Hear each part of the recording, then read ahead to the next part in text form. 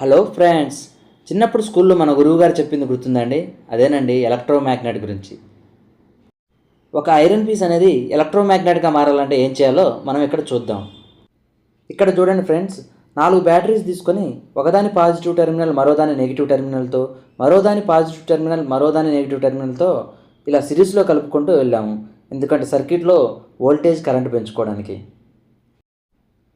Friends, ఇప్పుడు నేను చిన్న ఐరన్ మేకు తీసుకున్నాను. ఇది ఎటువంటి అయస్కాంతత్వం లేని ఐరన్ మేకు. ఈ మేకు ఎటువంటి పిన్స్ని అట్రాక్ట్ చేయట్లేదు, ఇక్కడ మీరు గమనించగలరు. ఇప్పుడు మనం దీనిని ఎలక్ట్రోమాగ్నెట్గా మార్చాలి. ఇప్పుడు మనం ఒక కండక్టర్ వైర్ని తీసుకొని ఈ కండక్టర్ వైర్ని మేకు చుట్టూ ఇలా కాయిల్ లాగా చుట్టుకుందాం. ఎన్ని కాయిల్స్ ఎక్కువ ఉంటే అంత మ్యాగ్నెటిక్ ఫీల్డ్ జనరేట్ అవుతుంది.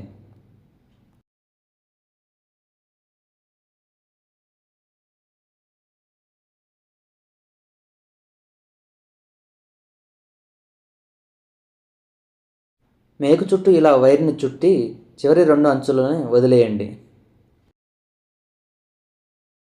ఫ్రెండ్స్, ఇప్పుడు ఆ వైరు ఒక చివరని బ్యాటరీ పాజిటివ్ టెర్మినల్తో, మరో చివరని బ్యాటరీ నెగిటివ్ టెర్మినల్తో కనెక్ట్ చేసి ఇలా సర్క్యూట్ని క్లోజ్ చేసుకుందాం.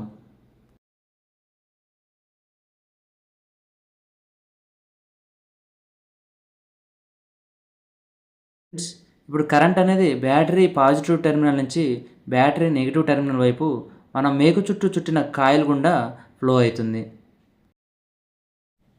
ఇప్పుడు కాయిల్లో స్ట్రాంగ్ మ్యాగ్నెటిక్ ఫీల్డ్ జనరేట్ అయ్యి దీనివలన కాయిల్ మధ్యలో ఉన్న మేకు ఒక విద్యుత్ అయస్కాంతం ఎలక్ట్రోమాగ్నెట్ లాగా మారిపోతుంది.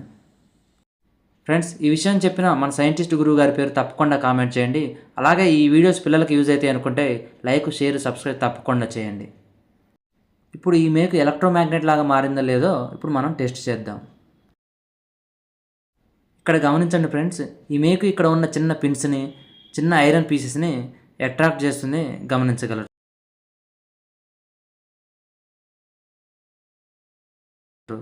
సో ఒక సాధారణ ఐరన్ మేక్ అనేది అయస్కాంతం లాగా మారిందని మనం చెప్పగలం.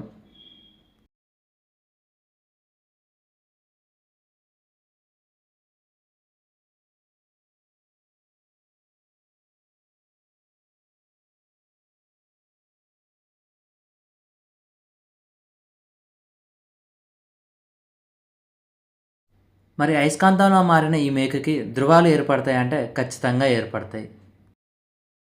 ఫ్రెండ్స్, ఇక్కడ మేకును తీసుకొని వైర్ని ఎలా చుట్టామంటే పాజిటివ్ టెర్మినల్ని మేకు పై భాగం నుంచి తీసుకొని చుట్టుకుంటూ వచ్చి నెగిటివ్ టెర్మినల్ని మేకు కింది భాగం నుంచి బ్యాటరీకి కనెక్ట్ చేసాం.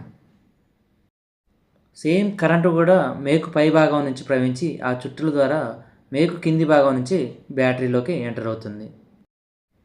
ఈ ధృవాలను గుర్తించడానికి ప్రీవియస్ వీడియోలో యూజ్ చేసిన సేమ్ రైట్ హ్యాండ్ థంబ్ రూల్ని ఇక్కడ మరో విధంగా వాడాల్సి ఉంటుంది.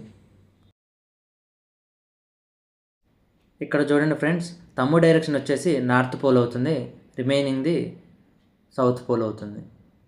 ఇప్పుడు రైట్ హ్యాండ్ థంబ్ రూల్లో ఆ కరెంట్ ఎలా ప్రవహిస్తుందో మన రైట్ హ్యాండ్ ఫింగర్స్ని అలా ఫోల్డ్ చేసి మేకును పట్టుకుంటే మన రైట్ థంబ్ డైరెక్షన్ వచ్చేసి నార్త్ పోల్ని సూచిస్తుంది. మనకి మ్యాగ్నెటిక్ ఫీల్డ్ కూడా నార్త్ పోల్ నుంచి సౌత్ పోల్కి ఎలా జనరేట్ అవుతుందో ఇక్కడ గమనించవచ్చు.